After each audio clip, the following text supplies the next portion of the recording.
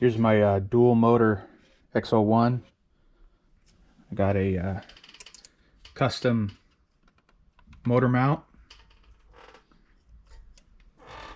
I got Mamba Monster 2200s on each side.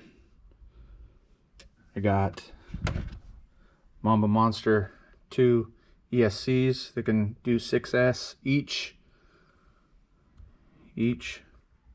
Right now I have 4S on there just to turn it on. I haven't taken this out for a joyride yet. I'm gonna finish it up tomorrow. Throw a wheelie bar on it.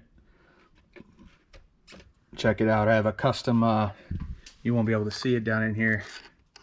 This is a custom carbon fiber shelf right here that sits perfect.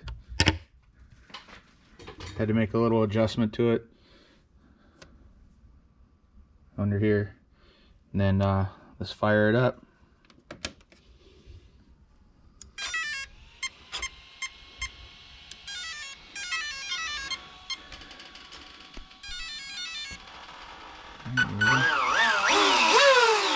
Alright, they both go.